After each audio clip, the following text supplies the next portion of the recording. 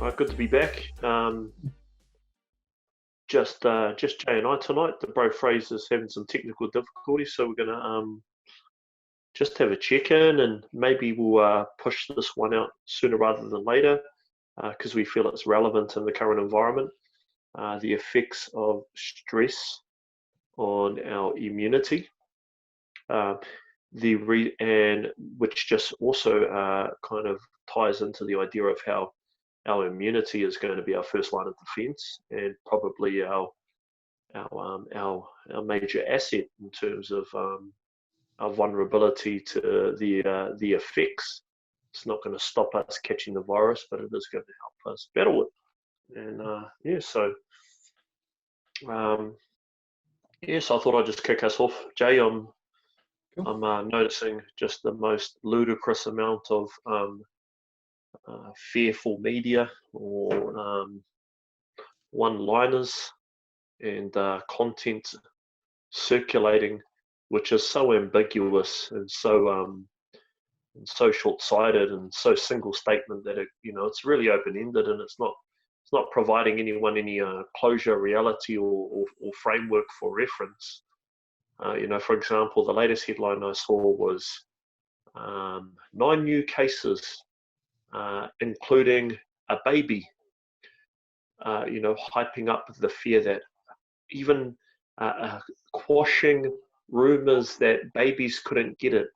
Now, I don't know where that rumor came from, but as far as I know, the virus wasn't biased, and everyone could catch it. It's just that the data was suggesting that it was not having much effect on young people. So the correlation of risk factor was associated with age and sickness. In other words, the older and sick you are, the higher risk. So anyway, but that's kind of stuff I'm seeing, dude, and it's not doing anyone any good to be concerned with that. The excessive consumption of the media is just going to elevate people's anxiety, and we're going to have elongated, flight or fight responses, extended periods of cortisol, and if we couple that with being very reactive to our environment, and I suppose the opposite to calm, we're going to have a negative effect on, or it's going to block our release of immunoglobulin, which is what fights off virus. So even one, we know that one bad night's sleep and one serious bout of stress can cut that immune system. And we should put a little, anyway, today let's just put that message out there that, guys, let's be mindful of what it is we're being fearful about, our anxiety, being calm, and how that's going to affect our immune system. Yeah, well, you're definitely right in saying that that the messages have been a bit ambiguous. When you do have so many messages put out there on social media that one saying one thing, one saying the other, you're going to have a little bit of uncertainty. When you've got uncertainty, you're going to have that fear. So if you've got that fear, you get quite stressed, and if you've got that stress, like you said, you're going to start struggling. You're going to have all those detrimental health effects, and then you might actually be more likely to say get the virus or just to get sick anyway, because it doesn't matter if you get the virus or if you get the flu or anything. If you get bad enough, you'll be put into the healthcare system, and that's what the flattening the curve thing is all about, taking the stress off the healthcare system.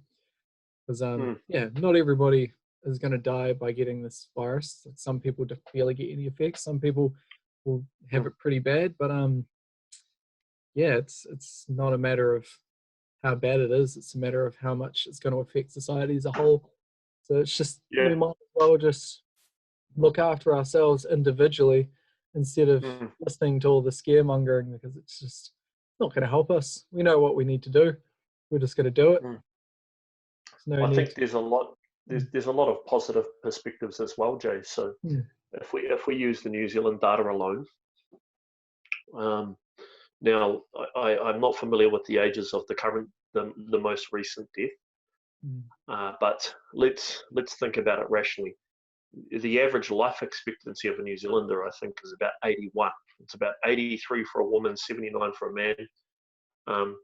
The youngest age of death in New Zealand was 72. Now that we may have updated that, right? We have what is it? 1,400 cases. It was like 1,100 confirmed, 300 probable. Out of that, 12 deaths, and the deaths have all been old and sick. Now, obviously, if we look at data from abroad, of course we take. Man, I'm not saying we don't take this seriously. I'm just saying let's use some perspective. The extreme majority of death are old or older and sick people of a trajectory with lowered immunity and respiratory capacity. So you can look at it one or two ways. You can look at it as, if you are of the risk group, you can look at it as, I should take my health seriously. What can I do to build my immunity, as opposed to cultivate the fear. Additionally, the statistics that we do have, let's try to interpret it in a reasonable manner. We are so vastly likely to have very, nil effects, very low risk of illness.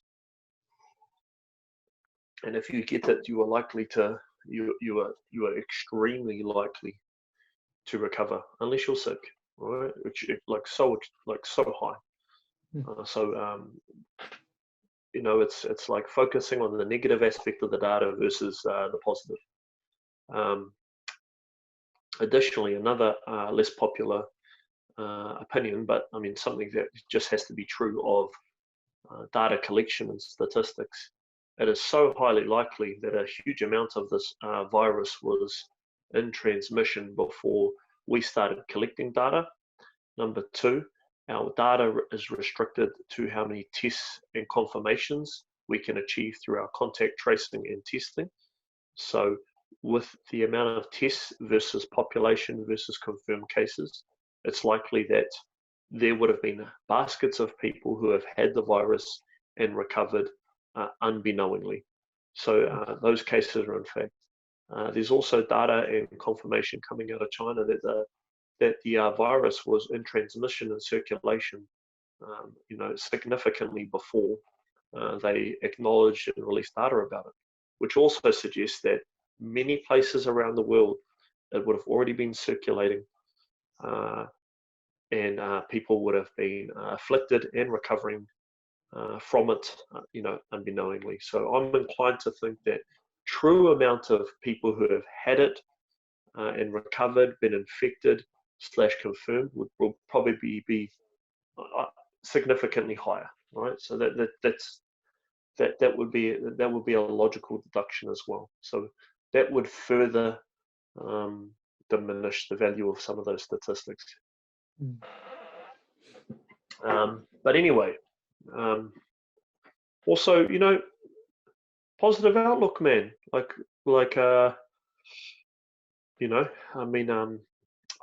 sounds like a thrown around term, but the gratitude practices, breath work, occupying ourselves with positive busyness habits or activities. If you have nothing but time, you should, let's cultivate those positive things. If you struggle with fearing or controlling the fear or anxiety, you don't necessarily have to focus on mindfulness. There are alternative routes to health. We are, you and I both know we can focus on eating some clean food, getting some sunlight and fresh air, doing some exercise, because we know that those are going to help balance our hormones, balance our stress hormones, and absolutely provide that feeling of calm. But yeah, I suppose that's the message today, bro. Just a short chat and a focus on guys, focus on the aspects of your health and stress that you can manage, but a gratitude and positive outlook, and how the effects of being fear or anxious can have a degenerative effect on your immune system. And look for the silver lining. Look for the positive aspects of the data as opposed to the negatives, because there's a lot. It would help if people understand a little bit more about statistics, the skewing of data and things of that nature as well, Jay, because it's so easy to just put numbers out there, bro, and not really describe the method and the systems involved in delivering, because again, you can't just say, oh, we've got 1,400 cases. So, well, what is the potential amount of cases we've truly had could be vastly higher, making the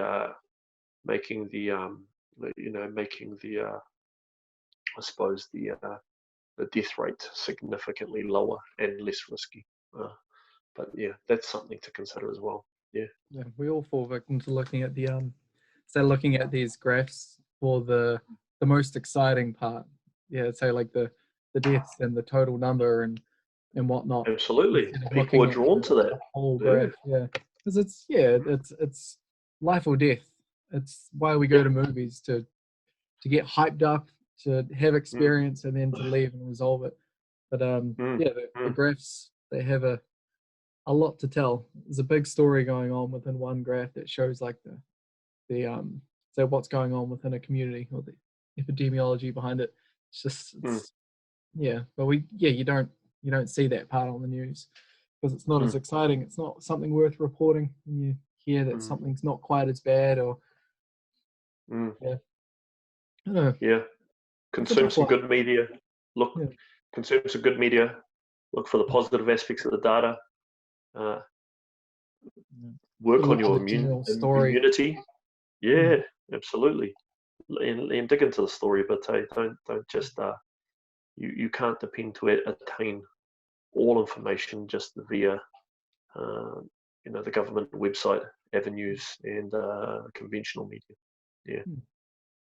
I think that'll do it, bro. I mean, you need to get some fucking sleep. Yeah.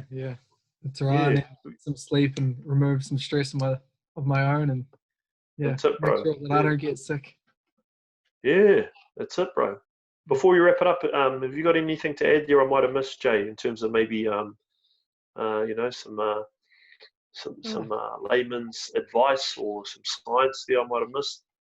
I think just in terms of the whole silver lining thing, there's been a lot of people putting a lot of emphasis on making sure you make the most out of your time away from work, or this time that we've got at home. Like, you should be learning something, you should be getting all your work done. And, I've definitely been trying to get as much work done as I can as well. But I think something that's more important than that is making sure that we find something that we enjoy and we embrace the play within a task. So if you are, say, like an artist, or like you've got a book that you want to read, or something like that, it doesn't have to be educational, it doesn't have to be work related. You just find something that you enjoy and just that's a good point, bro. What an opportunity to engage with a joyful pursuit. We don't have to feel guilty for being at work and then and not working. Now's probably the best time to actually try and figure out who we are as people, while we've got the time to actually ask that question instead of being distracted by like trying to survive. True. Yeah. 9 to 5. Yeah. There's a forced pause. There's a opportunity for a moment of introspection and investigation, But I just like I like the notion of why not do something that makes you that is fun, that is joyful, that makes you happy. What better way to solidify your some positive emotional perspective than to just enjoy yourself. Sounds good, Well, man. you might I find think out that hobby is something you can turn into a job later, but or whatever it is you that and you're I doing. know this. You and I know this, bro. You can monetize anything. That's your Exactly, yeah. decision, bro. If you can work that little bit harder, consistently, with an end goal in mind, some passion, and all you have to know is a little bit more than maybe 50% of the people in the field, and you have some value to add. Yeah. How can you offer Absolutely, bro. value? That's all it is, right? That's it, bro. That's it. Mm. Someone has to meet your value, what is it?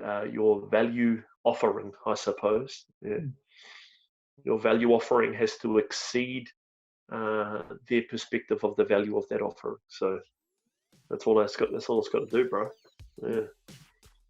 Yeah. Okay. Mean. All right, brother. We'll let you get some rest and good luck with your film and check in soon, bro. My man. Yeah, thanks. Catch you later.